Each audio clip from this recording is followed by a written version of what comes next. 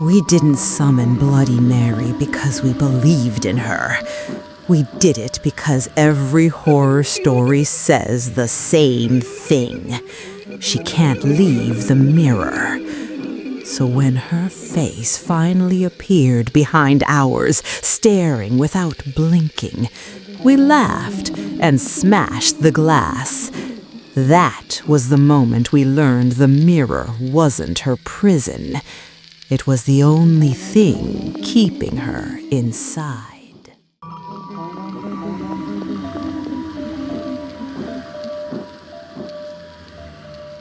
It happened in Aurora, Illinois, on a cold Friday night when boredom felt heavier than fear.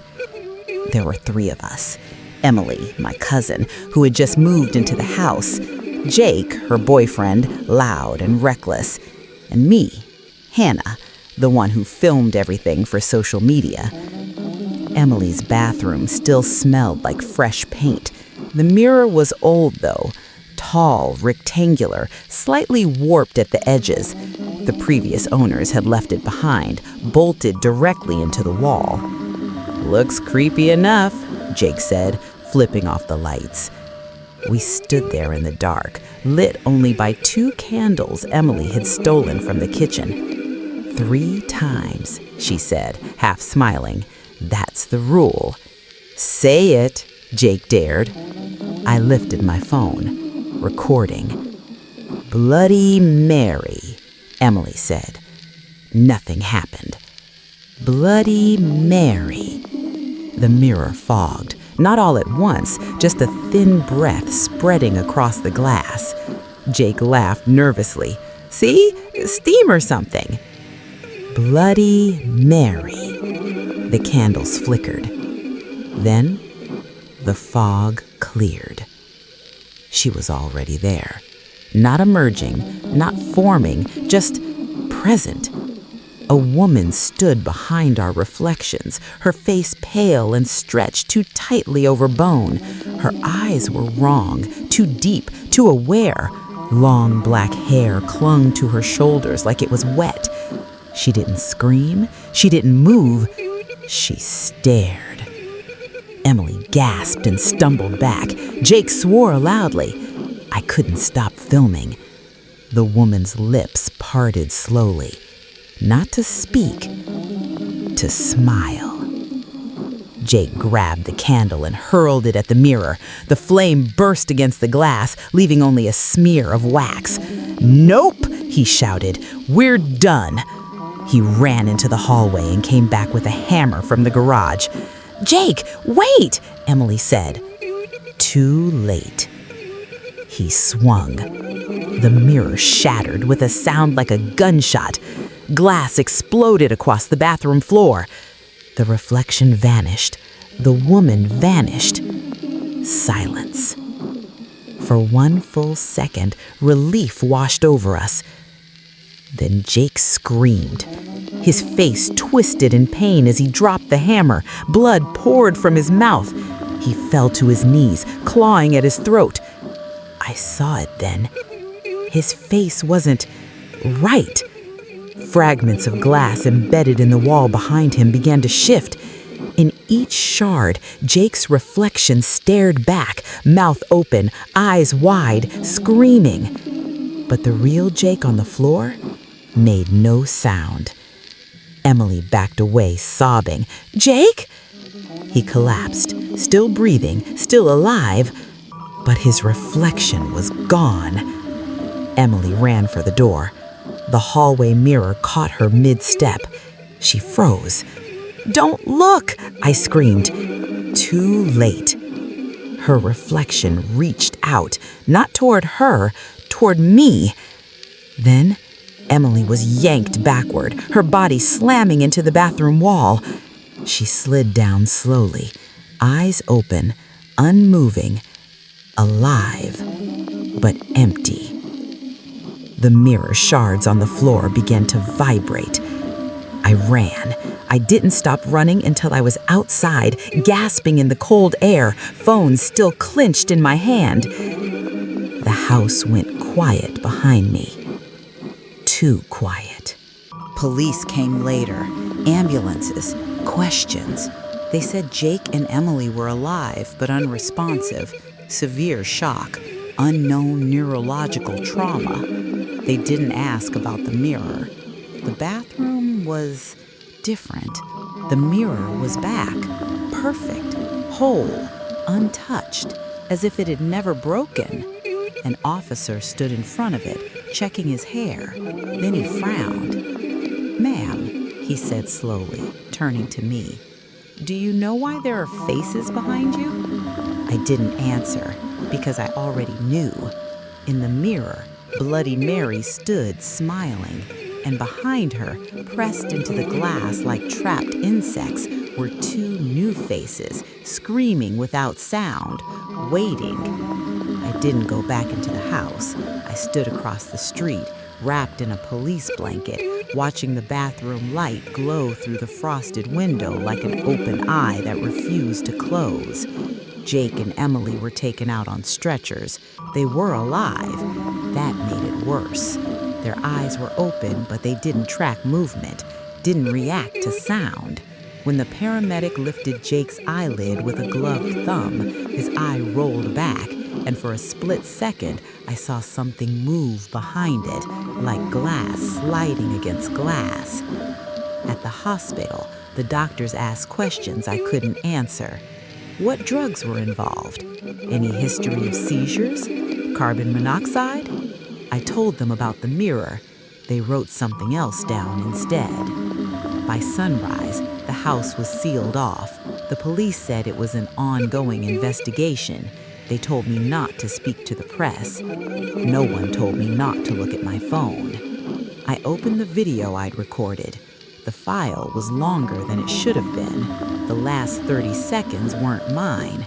The camera was still pointed at the mirror, but now it was whole again. Bloody Mary stood where our reflection should have been, her face clearer than before. Her eyes weren't red.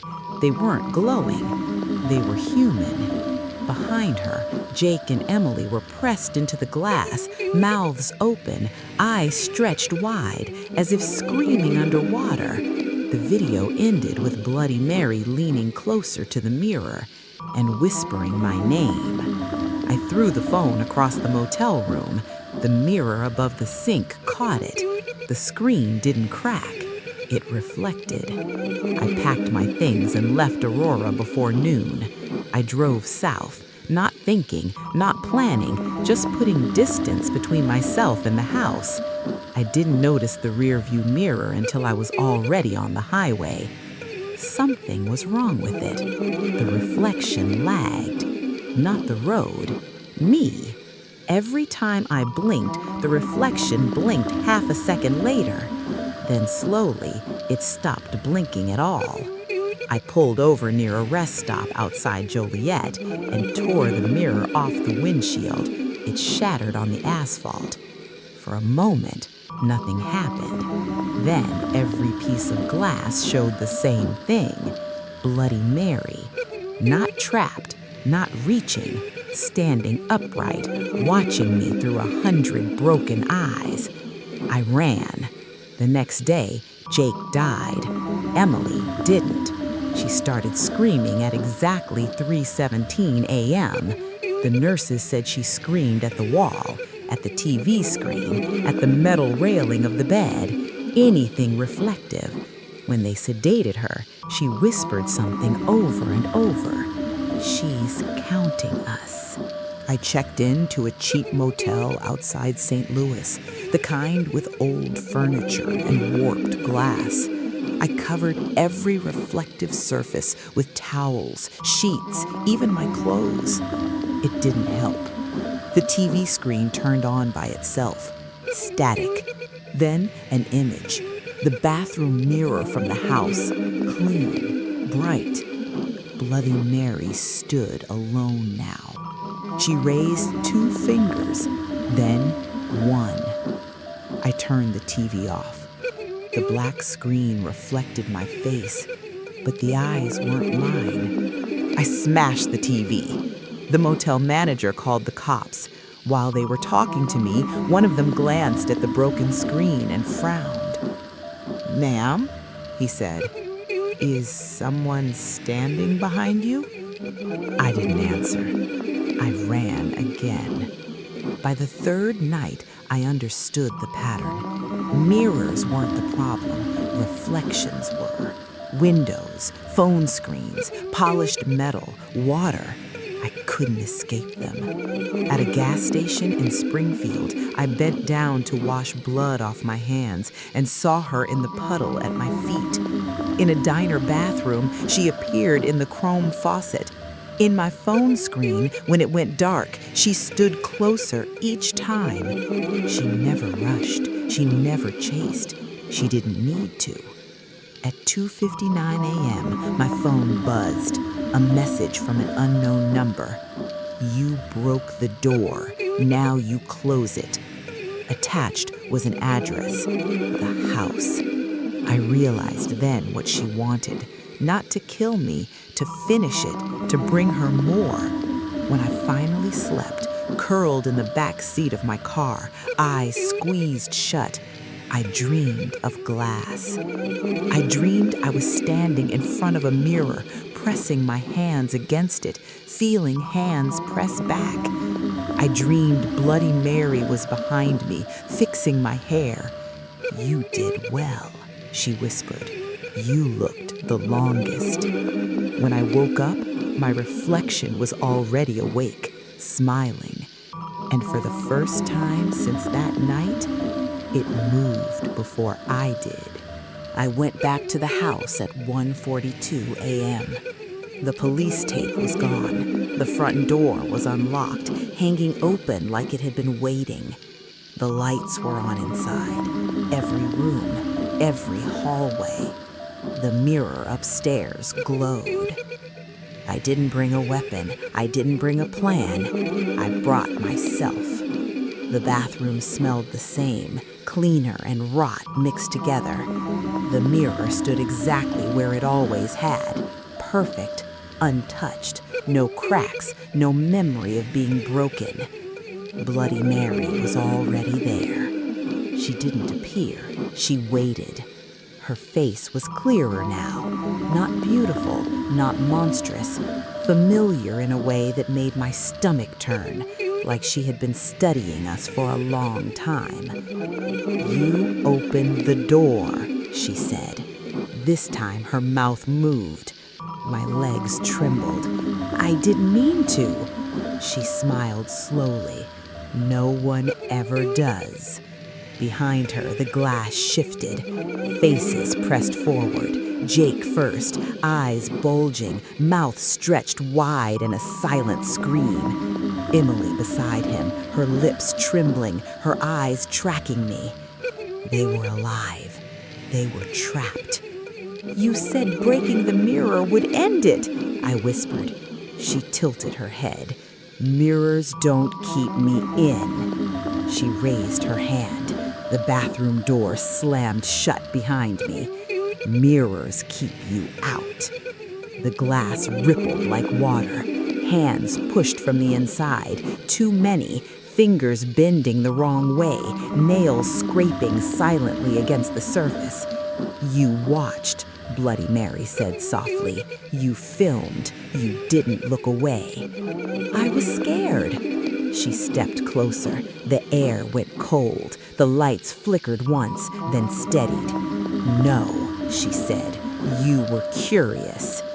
The mirror bulged. A crack formed, not in the glass, but in the reflection of me. I felt it before I saw it. Pressure behind my eyes, a pulling sensation, like something had hooked into my face and was testing the weight. I screamed. The reflection screamed back, louder. My body stayed where it was. My reflection didn't. It stepped forward, out of the mirror. I watched myself emerge, skin intact, eyes bright, breathing steady. It turned and looked at me with my own face. Then it smiled. Bloody Mary stepped aside like a host presenting a guest. Door, she said, gesturing to me. Guest. The hands burst through the glass. They grabbed my arms, my legs, my hair. The mirror swallowed me. It didn't feel like falling. It felt like being filed away. The world on the other side was cold and flat and endless. Glass stretched in every direction, reflecting reflections, each one screaming, each one watching something worse happen to someone else. Jake was there, Emily too. They didn't move, they couldn't. Their faces were part of the surface now. I felt my own skin harden, my screen flatten, my body pressed thin until I was no longer three-dimensional, until I was a surface, a face. Bloody Mary leaned close, her voice echoing everywhere. "You don't die," she whispered. "You stay." She stepped back. On the other side of the mirror, my body, no, the thing wearing it, picked up my phone. It wiped the screen clean. Then it turned the camera toward the mirror, toward us. "Bloody Mary," it said.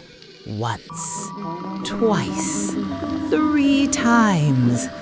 The mirror brightened. New faces began to form. The house was sold 6 months later. A young family moved in. Fresh paint, new towels, same mirror. The mother stood brushing her teeth while her daughter watched from the doorway. "Mom," the girl said, pointing, "why are all those people staring?" The mother glanced up. She frowned. "I don't see anything." In the mirror, Bloody Mary smiled. Behind her, we smiled too, because the door was never meant to close.